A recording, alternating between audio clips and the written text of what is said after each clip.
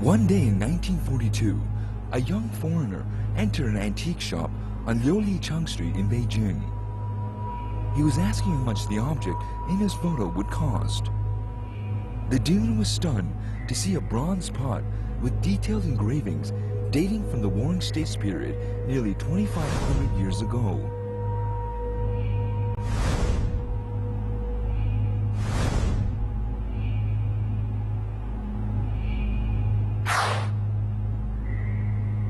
The relic became a hot topic among antique dealers, but no one knew its whereabouts.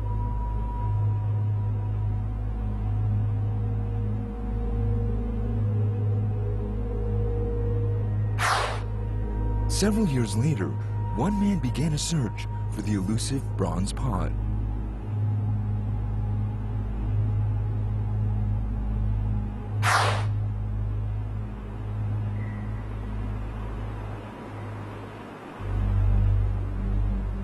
In August 1945, Japan surrendered unconditionally.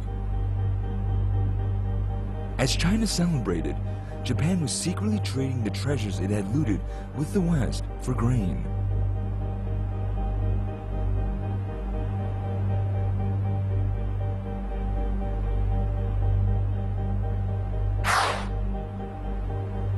Chiang Kai-shek ordered a search to retrieve the lost treasures.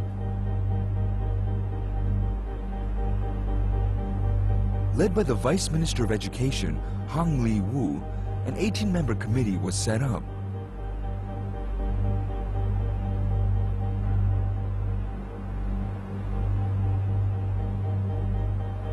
The team included scholars like Ma Heng, Liang Shicheng, and Li Ji.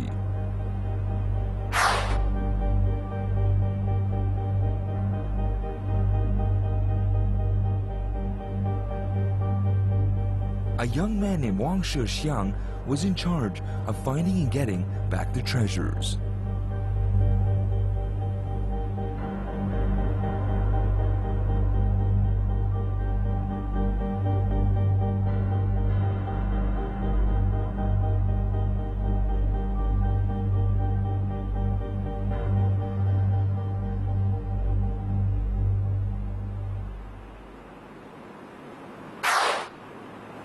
In this photo, the young man carrying a hawk in his right hand and an animal in his left is Wang Shixiang. Born into a prominent family, he was nicknamed the Rebel.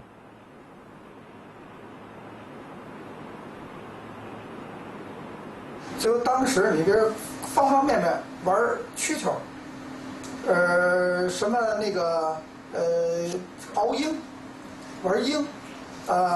还有玩这个鸽子，这样样都行。除了文物以外的各种玩的，就是纨绔子弟当时玩的东西全会，就是非常喜欢玩。This is footage shot from the CCTV series Great Master in 2005. The old man in the video is Wang Shixiang at the age of 91.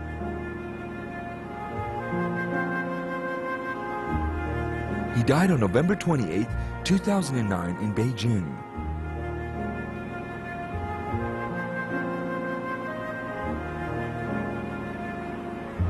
家里对我的培养啊，是可以成为大家的。可是我没有珍惜我的机会啊，我都玩了啊，所以这个叶荒于兮呀，玩物丧志，这个我还不能不承认，我是。 到舅舅家就先从马蜂窝，现在就上房，带着一帮孩子上房。家来人都说这个外甥可这个淘气外甥要来，大家得戒严似的。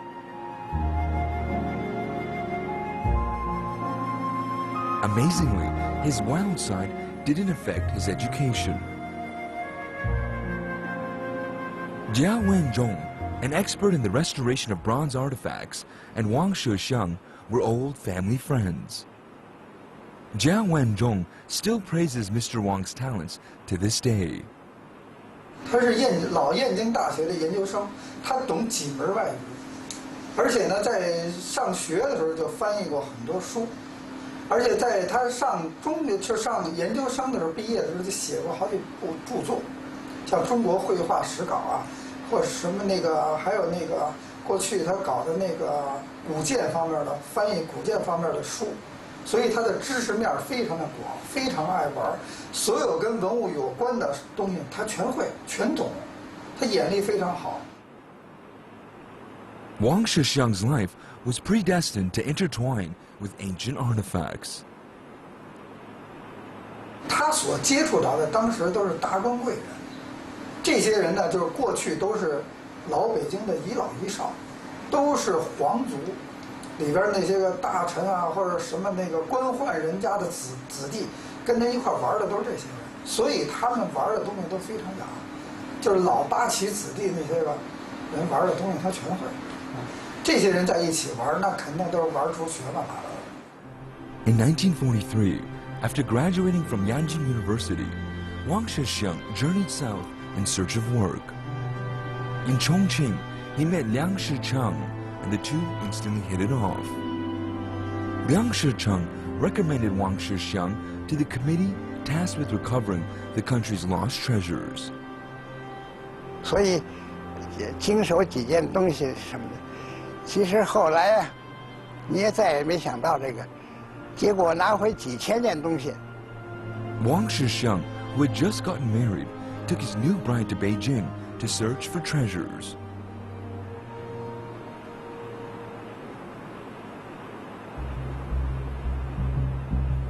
In the autumn of 1945, Wang Shixiang held a lavish banquet for antique dealers in hopes of getting leads on the stolen treasures, but it would be in vain.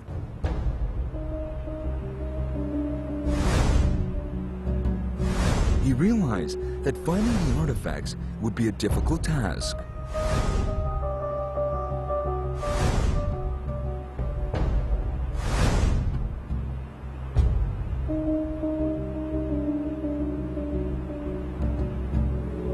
Days later, an advertisement appeared in the North China Daily, announcing the national government's mission to retrieve the looted relics.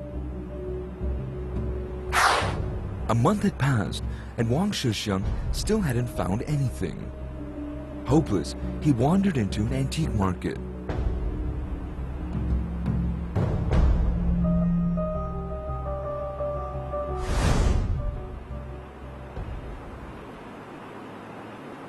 Wang Shixiang came upon a group of antique dealers on Liulicheng Street.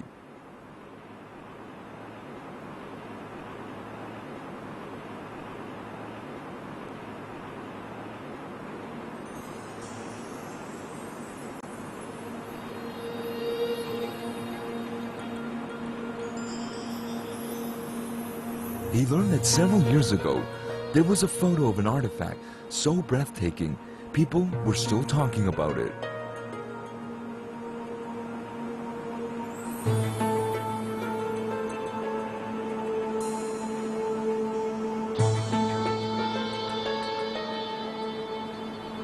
What was it? Where was it? Was it still in China?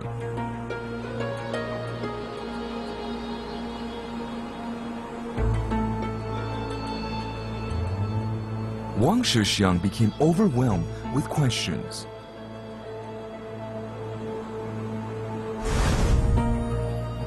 Wang Shixiang's first step in solving the mystery was to locate the photo.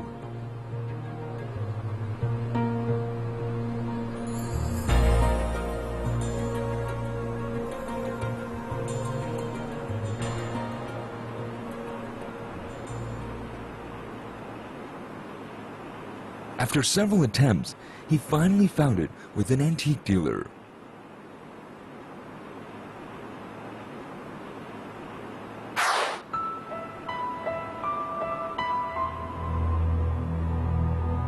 After receiving a satisfactory answer, the mysterious foreigner who brought the photo left it with the antique dealer.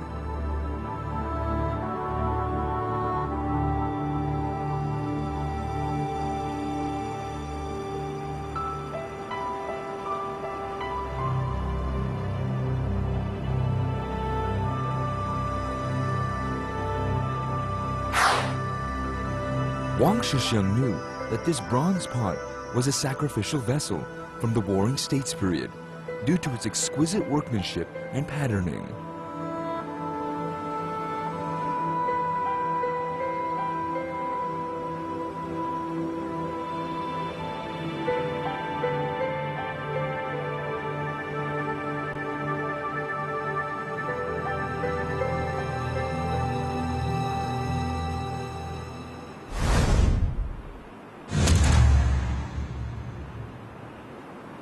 铜壶就是一种储酒的礼器，详细点说，就是它主要是用来储存举行祭祀礼仪活动当中所使用的酒这种祭品。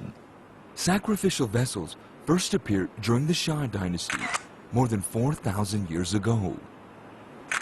With the majority being made of bronze, they symbolize the owner's wealth and power. 青铜器分3类，一个是礼器，一个是实用器，一个是名器。那当然礼器是最高的，礼器是国家大事儿是所用的，这个一般情况下都存到库里的。就跟国家有什么大典，就跟我们现在说的要庆祝什么活动啊，国家大典的时候，就是国宴的时候拿出来用的，这种东西是最值钱的。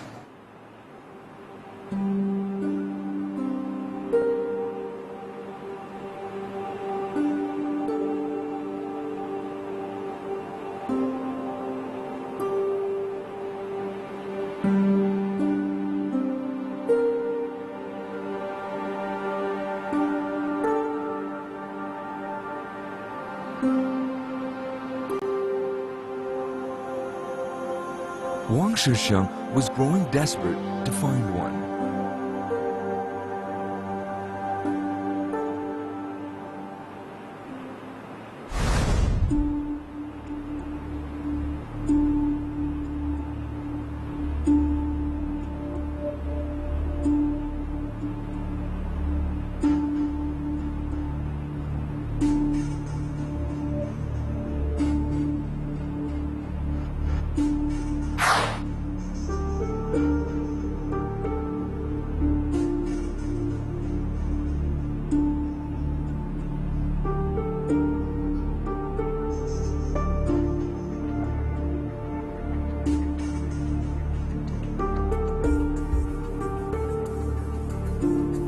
But besides the photo, he had no other leads.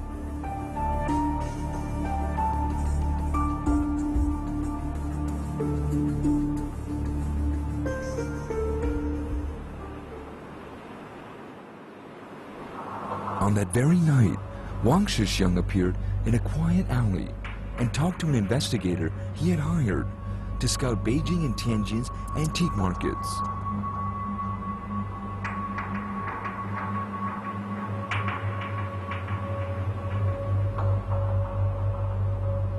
The private eye had good news.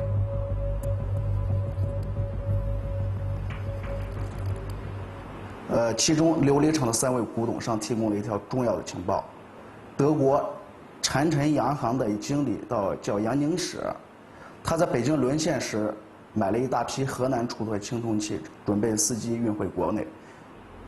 In 1886, Werner Jennings was born in Arborn, Switzerland.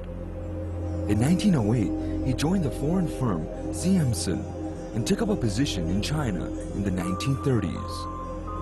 Being fluent in Chinese, he loved the country's culture and was an avid collector of its art, including bronze artifacts.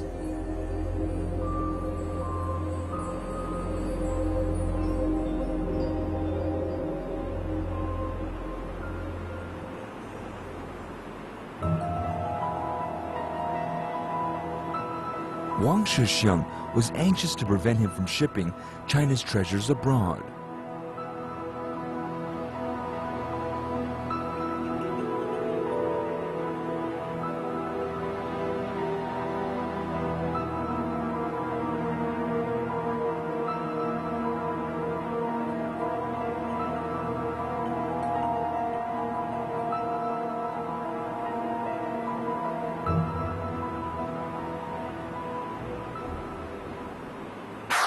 On the following day, Wang Shixiang visited the foreign firm in Pingyan Hutong.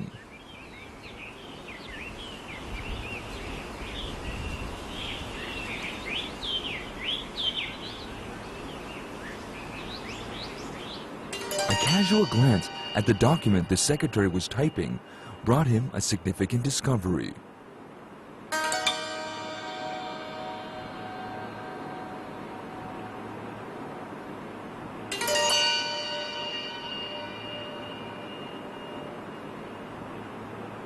他一方面在等杨宁时接见，另一方面凑上前去看。这份目录刚好是一份青铜器目录，战国燕乐射猎文铜壶赫然其中。然后呢，王世襄就拿起这个目录，亮明自己的身份，询问缘由。这个女秘书只好如实相告，说这份目录是一位叫罗月的让他打印的。 The secretary insisted she knew nothing more, so Wang Shixiang left.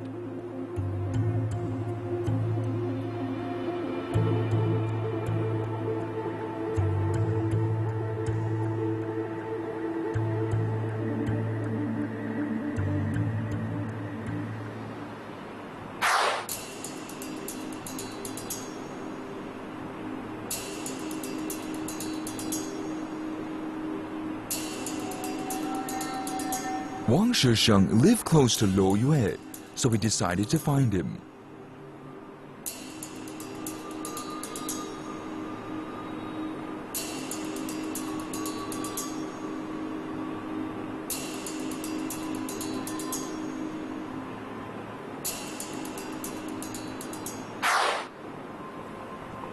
Luo Yue was a professor at Fujian Catholic University.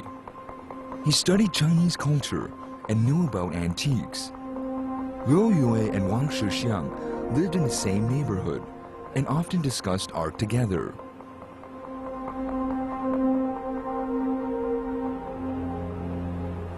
When Wang Shixiang confronted Luo with the catalog, he claimed ignorance. 今天过来，等我家。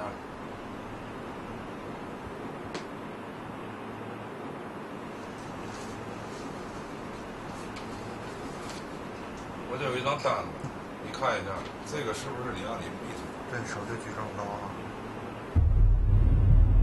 After Japan surrendered, the movements of Germans and Japanese were greatly restricted, and people did not want to admit to being associated with them.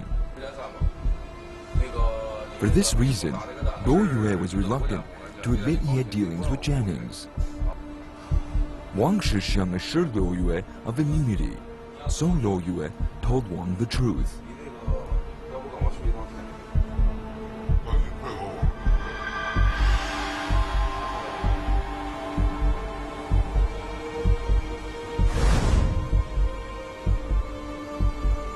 Jannings had made Luo Yue a consultant of the firm because of his art knowledge. He compiled the catalog with the objects belonging to Jannings.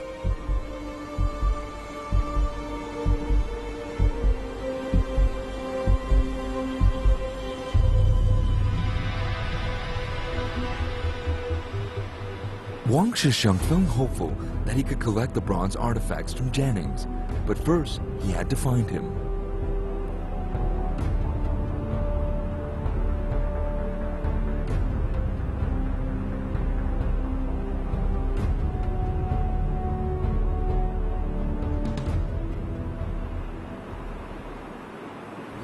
Today, in Tianjin's southern downtown, 5 streets with unique styles run parallel from east to west. Here can be found buildings with British, French, Italian, and Spanish features. In the early 20th century, foreigners lived behind these tall walls. Being a politically tumultuous time, the concession was a haven for them.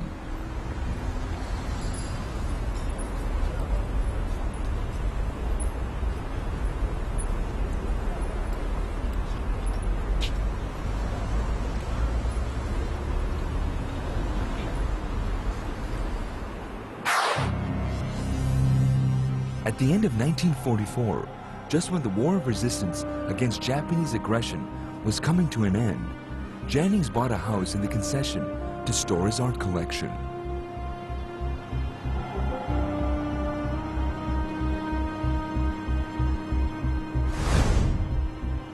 He had read Wang Shixiang's advertisement in the newspaper and concealed himself in Tianjin.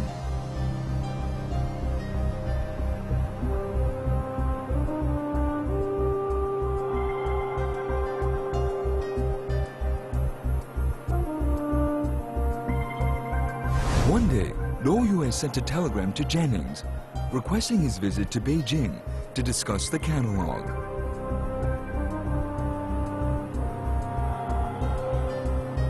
Wang Shixiang hoped that this would get Jennings away from the concession's protection.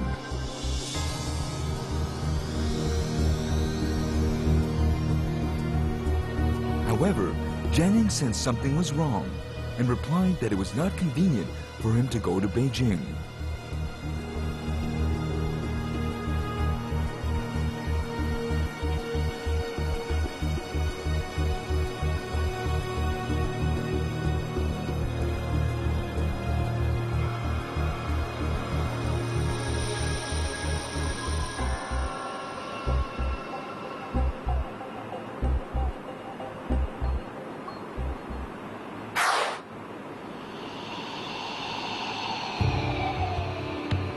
Wang Shixiang realized that his opponent was crafty and asked permission to go to Tianjin to meet him.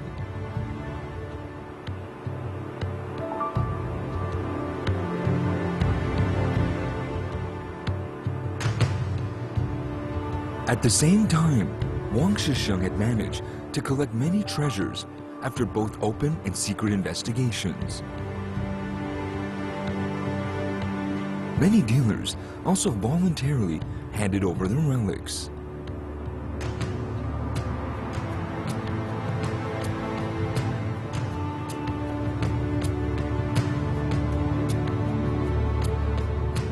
Wang Shixiang did not place much hope on his trip to Tianjin.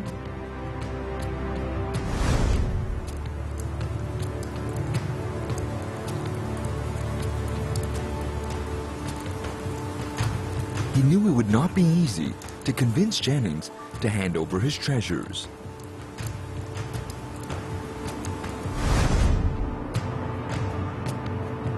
On the eve of his departure, Wang Shixiang couldn't sleep. What if Jennings denied having the treasures?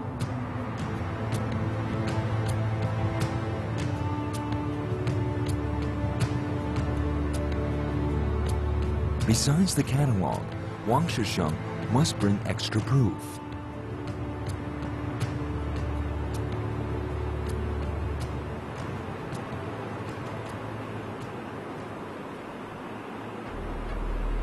The following day, Wang Shixiang took Luo Yue with him to Tianjin. On the way, Wang Shixiang learned about the bronze pot.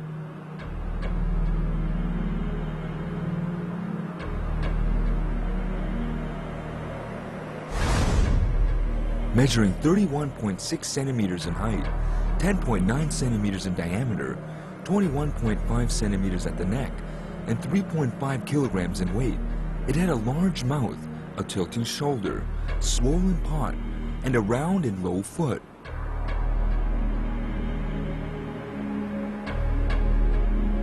On the shoulder were two animal heads with rounded hanging ears. The delicate patterns were distributed across the mouth to the foot.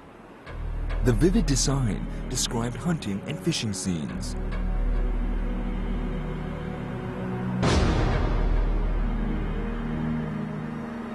Luo Yue's description made Wang Shixiang feel even more anxious.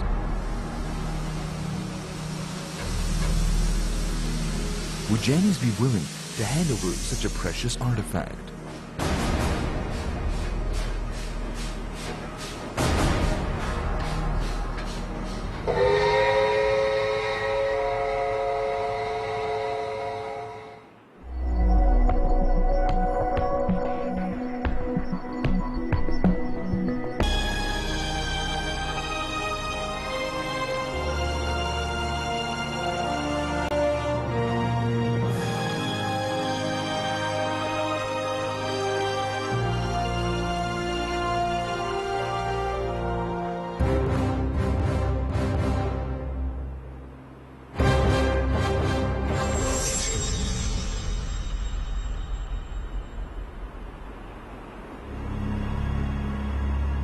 One day at the end of 1945, 3 young men came to a residence in the Tianjin concession, but the doorman stopped them.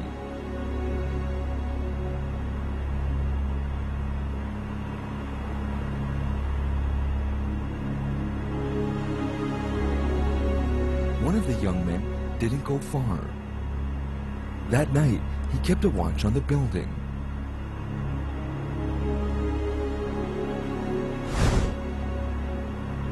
The following morning, when a foreigner emerged, the young man stepped forward and showed his identification. The foreigner had to invite him into his house.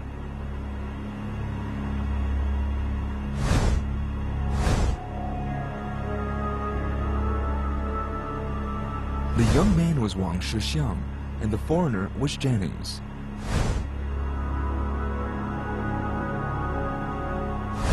This was their first meeting, although a secret confrontation had started a few months earlier.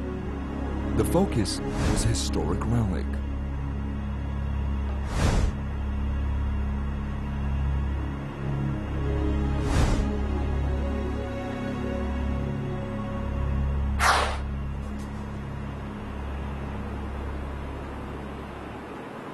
In 1945, when the War of Resistance against Japanese aggression ended, the Chinese government organized a committee to collect plundered treasures, and Wang Shixiang was a member.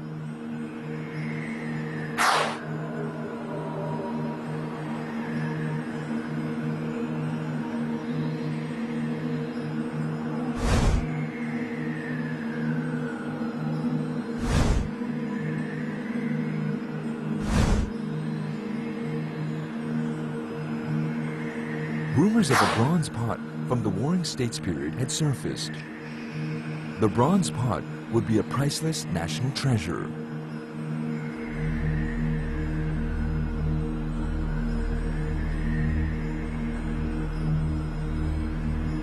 Wang Shixiang traced the pot to an agent of the German firm Siemensson, and by chance, he saw a secretary there typing a catalog of artifacts, including the bronze pot.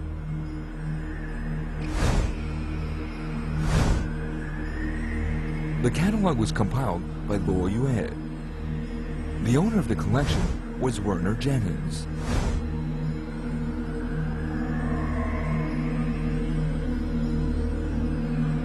To demand the return of the collection, Wang Shixiang went to Tianjin to see Werner Jennings. 他知道这个姓杨的杨宁史啊，他藏了一批中国的青铜器。 他从朋友处，因为他玩的朋友很多，别人就提供给说这个洋人收藏有很多中国青铜器，他就这个你王先生当时可能是受教育部的委托，就追这批东西。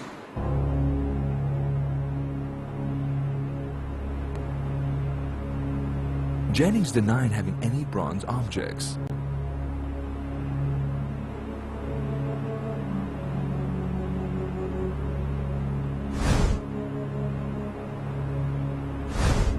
Wang Shixiang showed Jennings the catalog, but Jennings claimed that it was forged.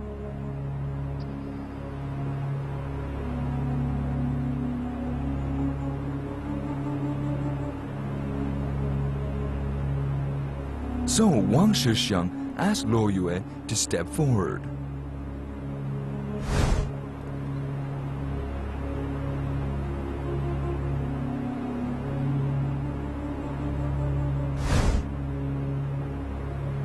In the presence of an eyewitness and material evidence, Jennings could no longer deny that he owned the bronze collection, but he said something surprising.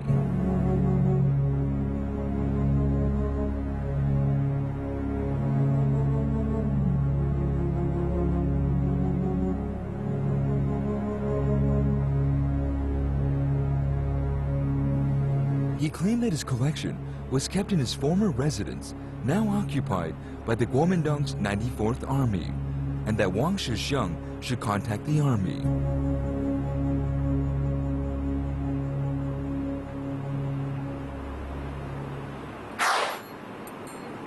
Directly under Chiang Kai-shek, the 94th Army was the first to take over Shanghai, Tianjin, and Qinhuangdao, after the war against Japan.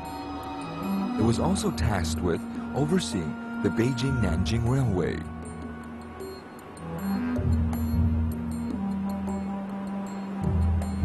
The Kuomintang's military and executive branches had complicated relationships with each other.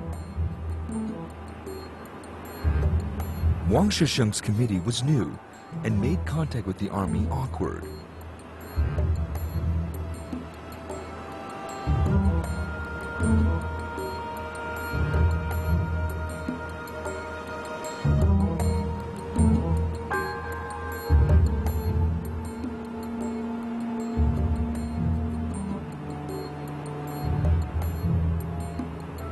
The Kuomintang began to confiscate German and Japanese properties and repatriated foreigners. The 94th Army commander was Mo Ting-fang.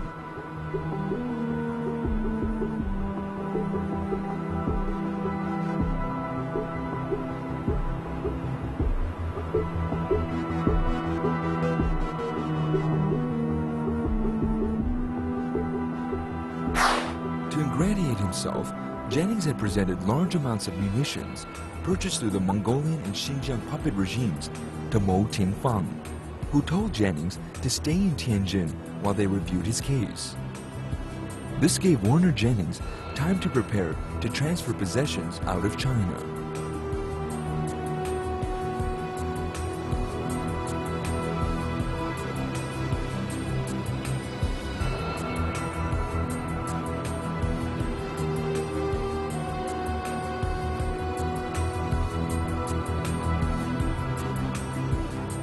Wang Shisheng knew it would be difficult to search for the art collection at the 94th Army headquarters.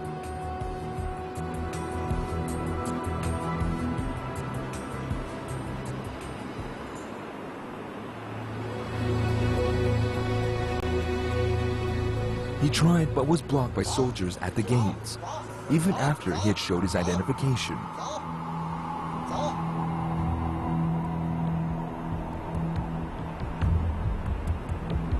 He decided to go to Beijing.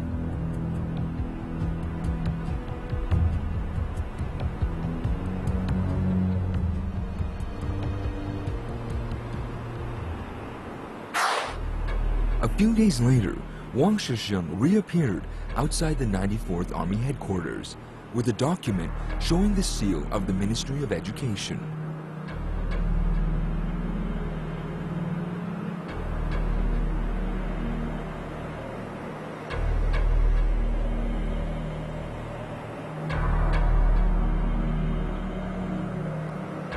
In Beijing, Wang Shisheng had contacted the education minister, Zhu Jiahua.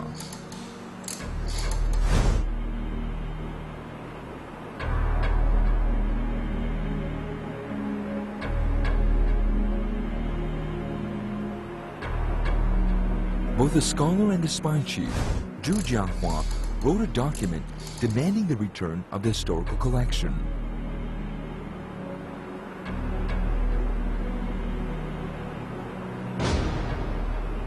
Wang Shisheng believed that the 94th Army would comply.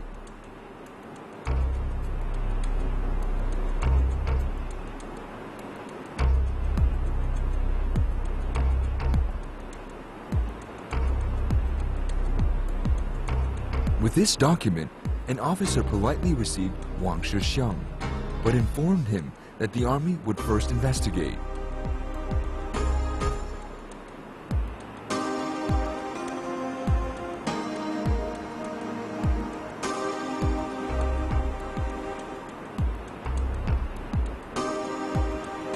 Wang Shisheng knew his trip was again wasted. The factionary struggles and political complications made Wang Shisheng feel at a loss.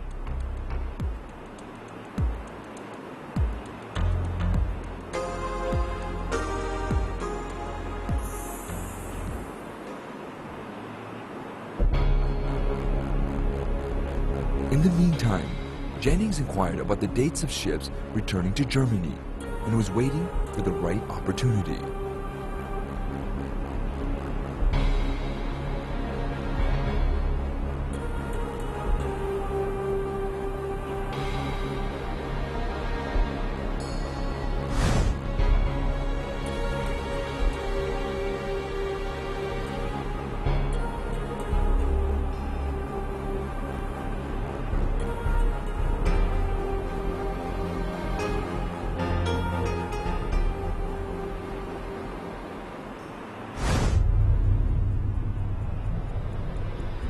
Soon, the new year had arrived.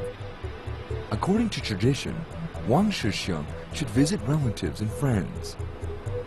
But his mind was heavy, and he decided to visit just a few people.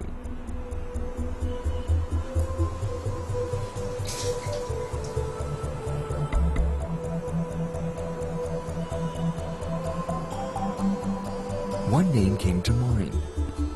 Zhu Qinling was the transportation minister and cabinet minister of internal affairs in the early Republic of China.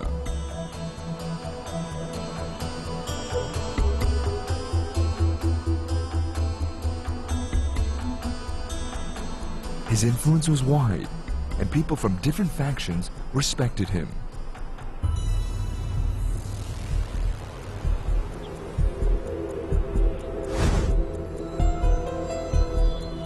Wang Shixiang explained the details of his mission, and Mr. Zhu promised to help him.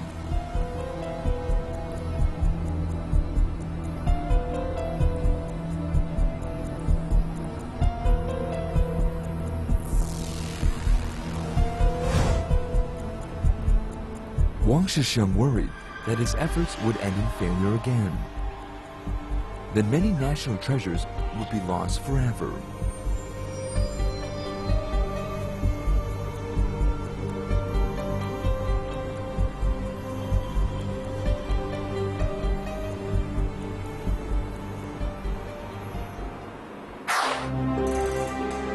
One day, he received a call from Mr. Zhu, who asked him to rush over to tell his mission to a mysterious person.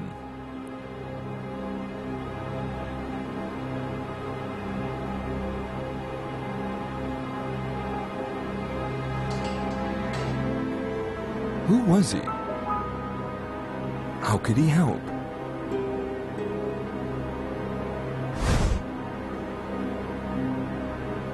That afternoon, Wang Shixiang met Song Zewen, also known as TV Song, Minister of Foreign Affairs.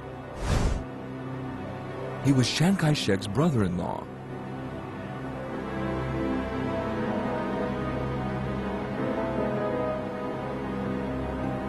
If he inquired about this matter, Mo Ting-feng, the 94th Army commander, had to oblige.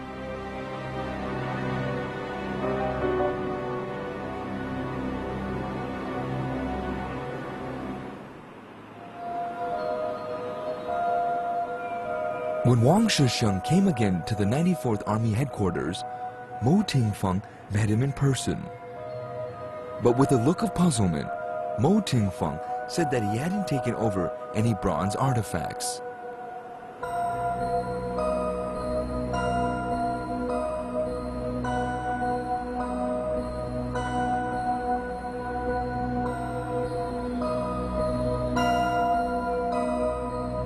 Was the commander telling the truth?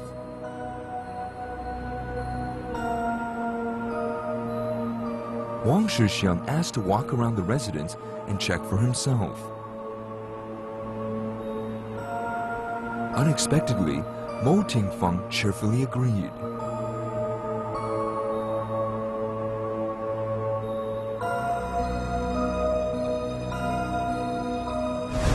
Wang Shixiang carefully examined the building's layout and discovered that there was a basement. He believed the collection might be hidden there.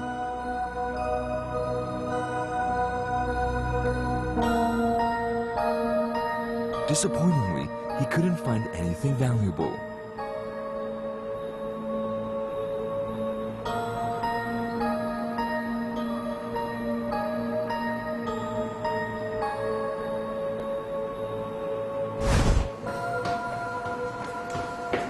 On his way back, Wang Shixiang saw that there was a secret room on the 3rd floor of the villa.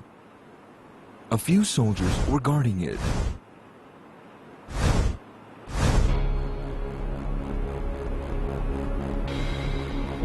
When he asked to examine it, the soldiers reported to Mo Ting-feng.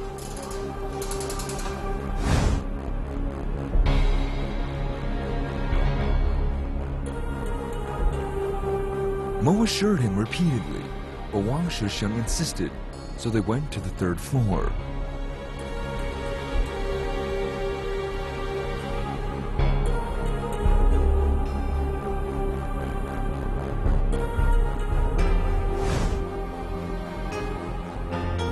the door was open, Wang Shisheng was surprised to see a dance hall, a place the officers kept their mistresses.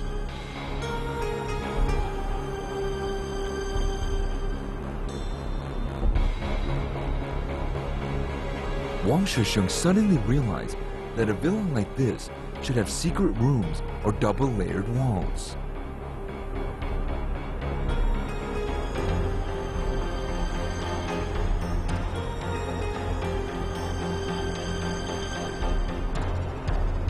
When Wang Shisheng requested a more thorough search, Mo Tingfeng became angry because he could no longer endure the suspicion.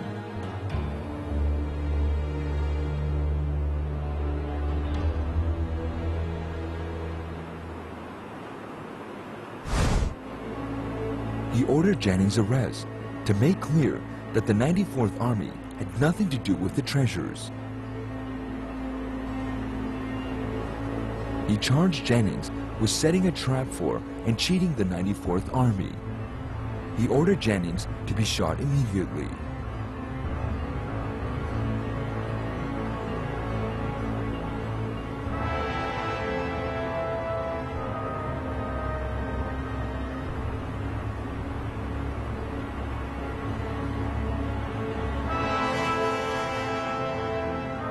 Wang Shisheng knew if Jannings were killed, there would be no more clues.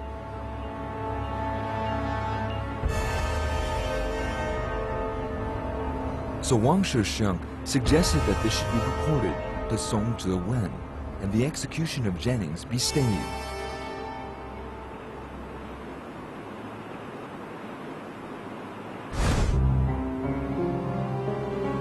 Song Zhiwen assigned a diplomat to negotiate with Jennings. Finally, Jennings agreed to return his bronze collection, but that it would be regarded as a donation to the Palace Museum in Beijing.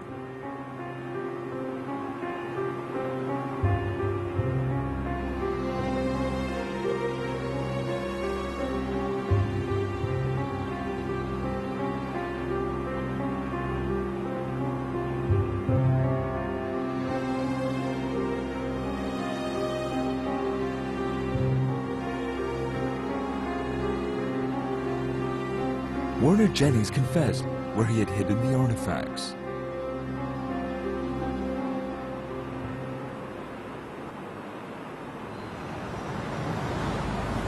Today, near Jiaoming Alley in Beijing, there is a street called Taiji Cheng.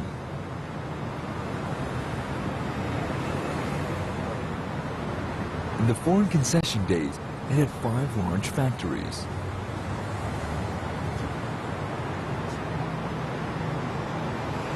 Outwardly owned by Chinese, they were mostly rented by foreigners as warehouses.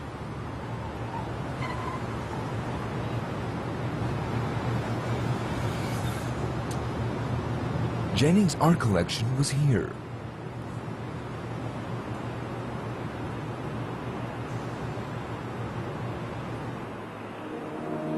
On January 22, 1946, Wang Shisheng came to the Forbidden City. He came to receive and examine Jannings' donation. It was the first time that Wang Shisheng saw the bronze pot. He was stunned by its beauty and complex design.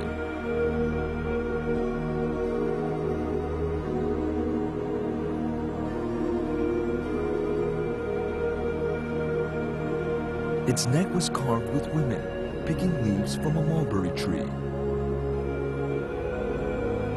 On the other side of its neck was a man with a saber looking for a bow and arrow.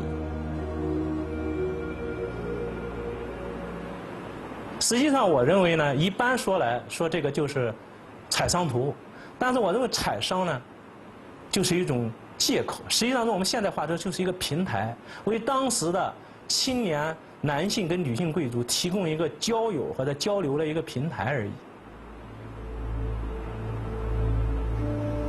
In the second group of sketches, the people on the right were enjoying music and dancing at a banquet. Various musical instruments were carved vividly. The 4 noblemen on the left were shooting flying birds. The third group of sketches was a battlefield on land and water. Above the horizon on the left were the defenders. On the right below were the attackers, climbing on a ladder. They were engaged in fierce hand-to-hand combat.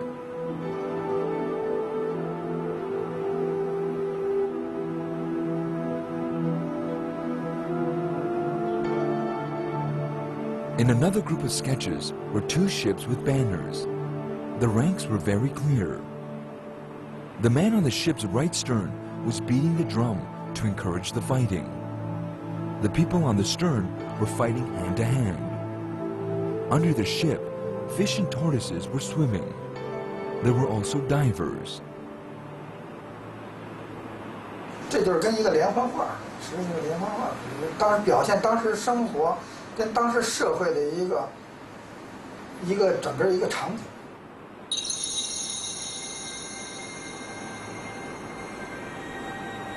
The rich and vivid images indicate the bronze pot was indispensable to the study of the Warring States period.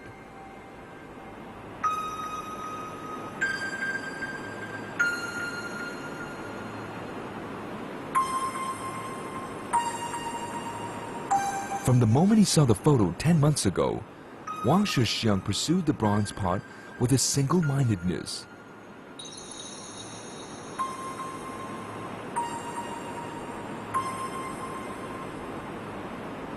Finally, his efforts had paid off.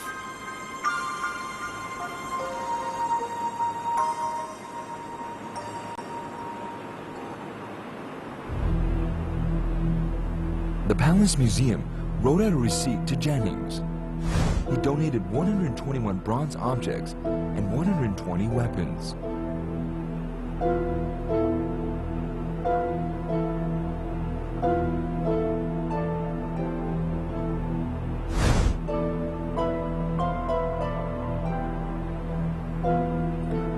On June 16, 1954 in Tianjin, Jennings was ready to board a ship back to Germany. The customs agents found in his luggage 326 pieces of historic relics and archaeological books. They were confiscated, and the Tianjin municipal government expelled him.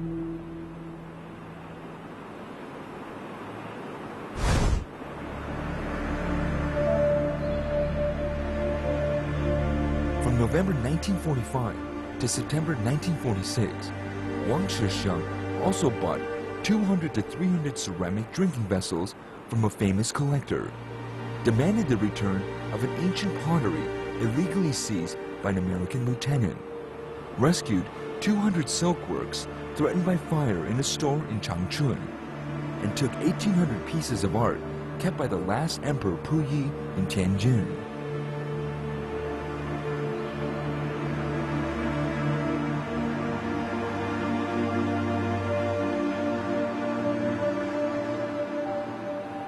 Today, the treasures recovered by Wang Shixiang rest in the Palace Museum, including the bronze pot. It not only records ancient lives, but also holds its own interesting stories.